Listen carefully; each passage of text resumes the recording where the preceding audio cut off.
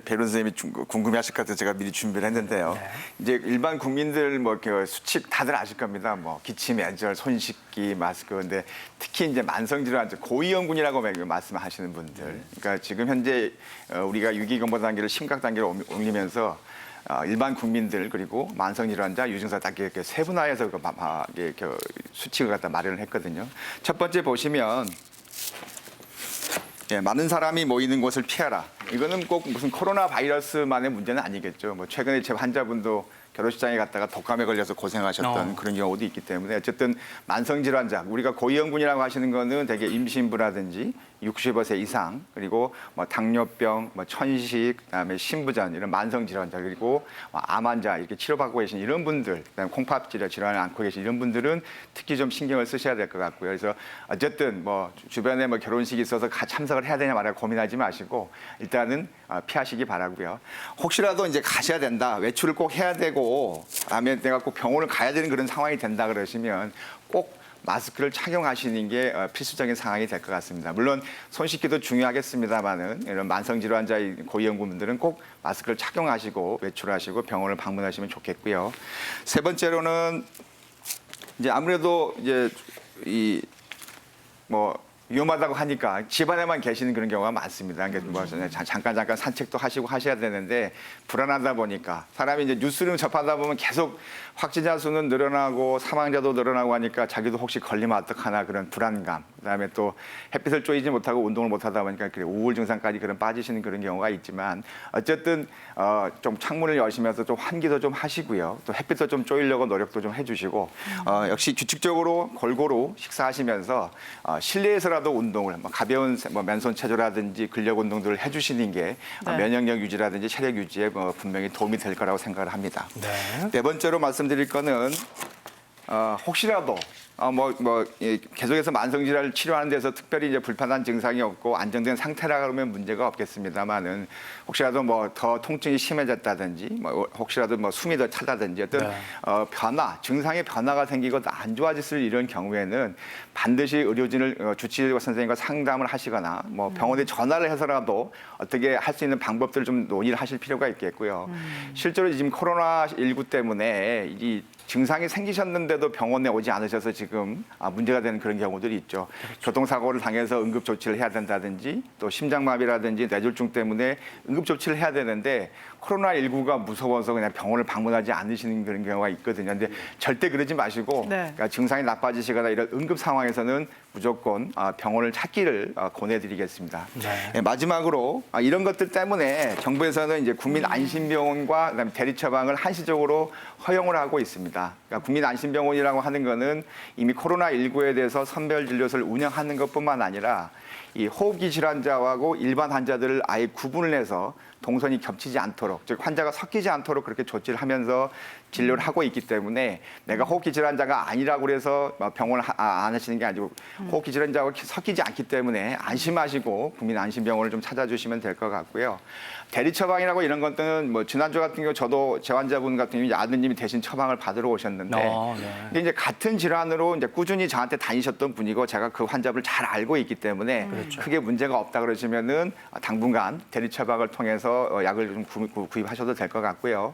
전화 처방도 지금 이제 권하고는 있습니다만은 그러니까 전혀 모르는 병원에 대해서 전화해가지고 진료해달라 이거는 좀 문제가 있겠죠.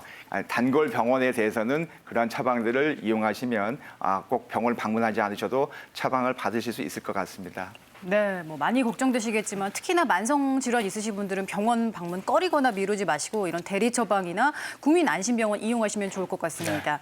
그런가 하면 이제 확진자가 늘어나면서 여러 가지 자가진단법에 대한 내용도 나오고 있는데 그 부분 한번 짚어볼게요. 10초간 숨을 참을 수 있으면 코로나19가 아니다. 10초간 숨 참기 자가진단법이 맞을까요? 아하. 어떨까요?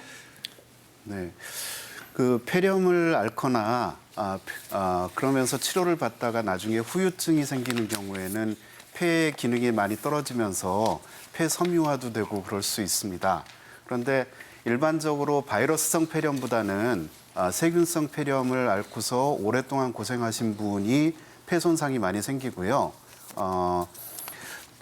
지금 현재 이런 그 10초간 숨 참기 하는 거는 폐 기능이 많이 떨어졌는지 안 떨어졌는지 그런 거 얘기하는 건데 네. 지금 코로나19의 진단과는 전혀 상관없는 코로나19. 예, 그런 일이 되겠습니다. 예. 근데 뭐 그렇군요. 가짜 뉴스의 양상들도 굉장히 좀 네. 바뀌고 있는 것 같아요, 이 교수님. 네, 맞습니다. 최근에 또 새롭게 그 가짜뉴스 양상이 바뀌고 있는데요. 어떤 이런 전문가가 뭐 마치 발표한 마냥 이렇게 얘기가 나오고 있습니다. 심지어 예를 들면 뭐 대학병원 총장이 이런 발표를 했다더라. 아이고야. 또는 어떤 대학병원의 긴급 회의록 전문 뭐 이런 글이 돌아다니고 있는데요.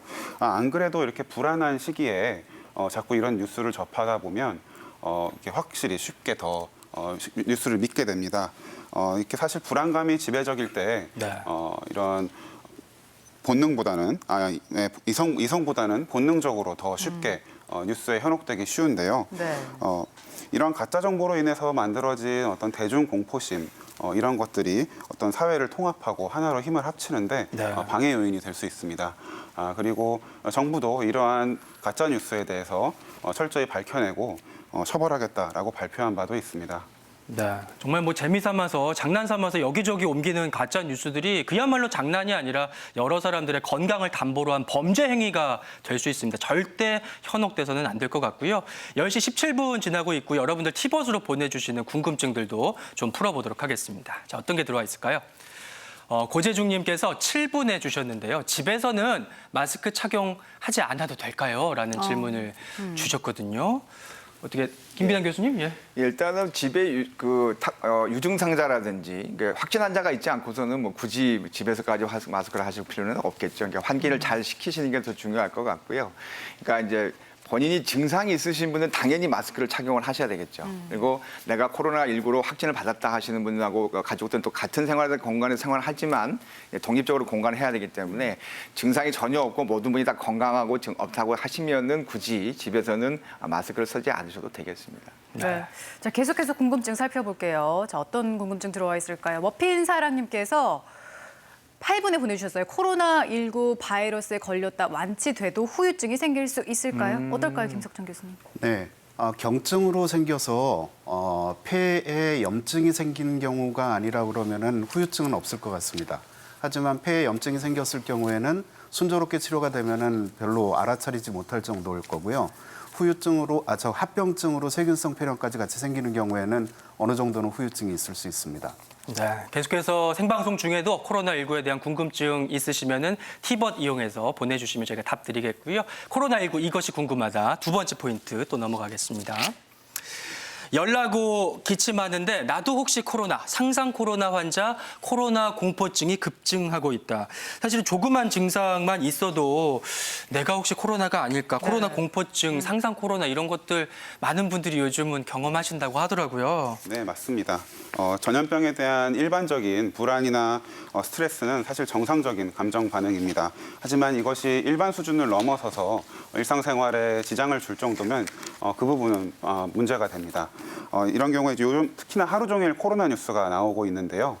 이거를 자꾸 접하다 보면 뉴스에 너무 집착하게 되거나 정보 검색에 하루 종일 집착하게 되는 경우가 있을 수 있습니다. 네. 네, 그래서 요즘은 또 이런 뉴스가 아니더라도요, 능동적으로 검색하지 않더라도 단체 채팅방이나 이런 것들을 통해서 끊임없이 정보가 쏟아지고 있는 게 현재 시대인데요. 그렇죠. 이렇게 끊임없이 불안감을 조성하는 뉴스에 노출되다 보면 불안감과 또 걱정과 피로가 누적될 수 있습니다.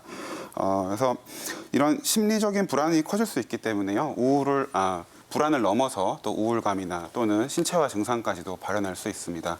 특히나 방금 말씀해 주신 것처럼 네. 상상 코로나 말씀 요즘 많이 하시는데요. 상상 코로나, 내가 코로나에 걸린 것은 아닐까, 이런 것들을 또 걱정하다 보면 이게 또 건강염려증이 아닌지 이런 식으로 걱정이 되는 이런 경우도 좀 최근에 많이 있습니다. 그래서 이제 건강염려증은 통상 6개월 이상 증상이 지속되어야 하기 때문에요. 또 진단하는데 그런 정보들이 있어야 되고 또 다른 진단 기준을 또 배제해야 합니다.